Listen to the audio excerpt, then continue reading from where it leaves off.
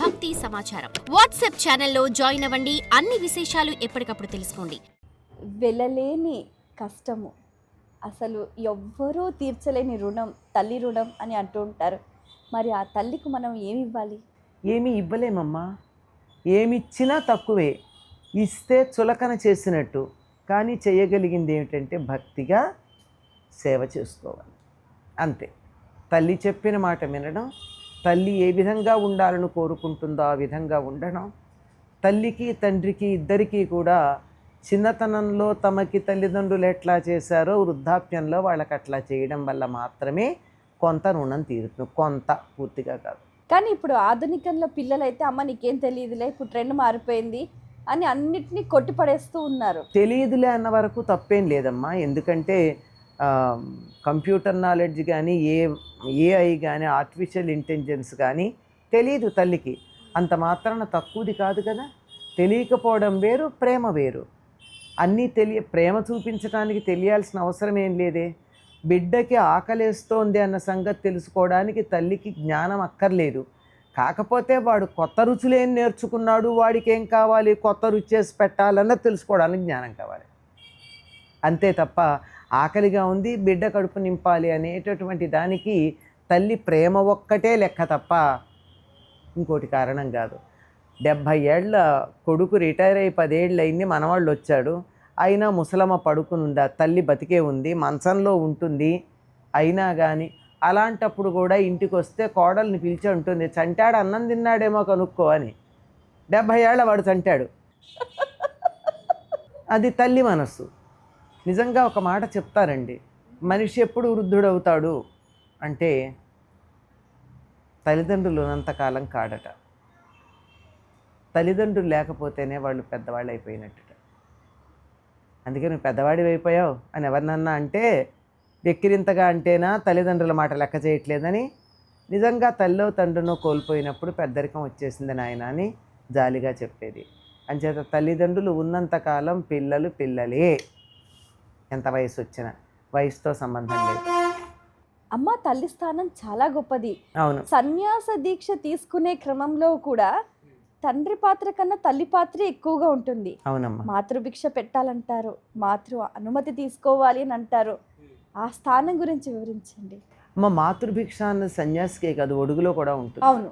ఎందుకంటే ఏదన్నా కడుపు చూసి పెట్టే తల్లేనమ్మా. సన్యాసి కూడా సన్యాస దీక్ష తీసుకున్నాక లోకంతో తనకు అన్ని రకాల సంబంధాలు పోయాయి. సన్యాసం తీసుకునేటప్పుడు ఏం చేస్తారు, ఈ జన్మనంతా అయిపోయినట్టు లెక్కగట్టి దానికి ఇవి కూడా చేసేస్తారు, కర్మలు అవి కూడా చేసేస్తారు. కొన్ని తరాల వరకు పిండ ప్రదానం కూడా అయిపోతుంది. అందువల్లే ఒక కుటుంబంలో ఒకళ్ళు సన్యాసం స్వీకరిస్తే ఇటు 7 తరాలు అటు 7 తరాలు వాళ్ళకి ముక్తి అని చెప్తారు. అట్లా అయిపోతుందని. అలాంటిది అందరితోనూ సంబంధం లేకుండా పోతుంది, పేరుతో సహా మారిపోతుంది కదా. అటువంటి సందర్భంలో సన్యాసి అయినటువంటి వాడు తన తండ్రి ఎదురుపడితే తండ్రి సన్యాసికి నమస్కారం చేస్తాడు, కానీ సన్యాసి తల్లికి నమస్కారం చేస్తాడు. ఎందుకు అంటే ఇంకా ఈ శరీరం వాడుకుంటున్నాడు. ఈ శరీరం ఎవరిచ్చారు? తల్లి. అంచేత తల్లికి నమస్కారం చేస్తాడు సన్యాసి. అంటే ఇప్పుడు ఆత్మపిండం పెట్టుకున్న తర్వాత ఆ శరీరానికి అతనికి సంబంధం ఉండదు కదా. ఆత్మపిండం తను పెట్టుకోడు, వాళ్ళు పెడతారు.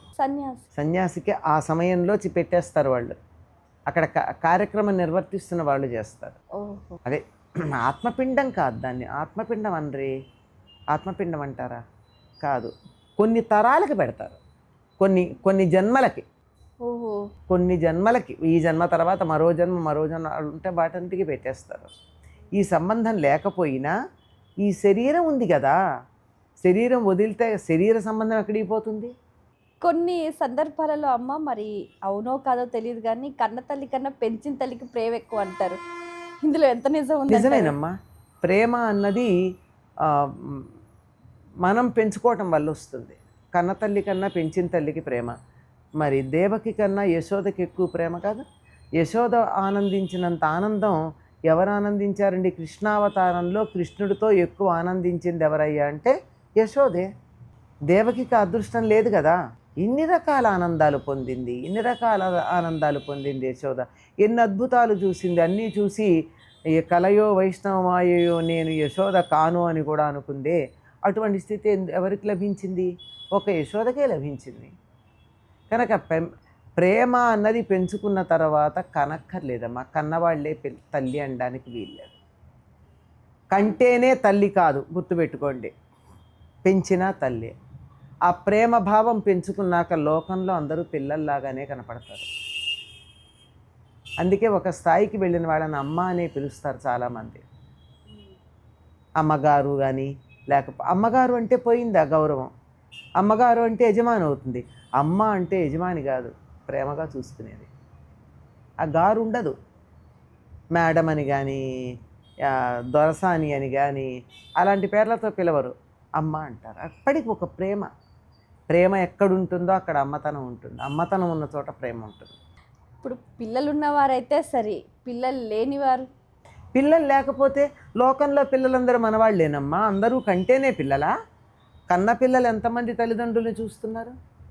ఎంతమంది తల్లిదండ్రులు ఇచ్చేటటువంటి ప్రేమలో కనీసం 10వ వంతు తిరిగిస్తున్నారు?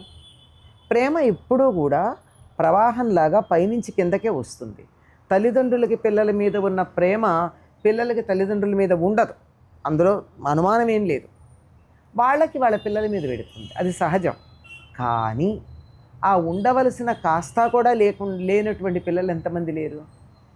కనుక కంటేనే పిల్లలు అనేటటువంటి దురభిప్రాయం ఉండడానికి వీల్లేదు. పెంచితే పిల్లలు.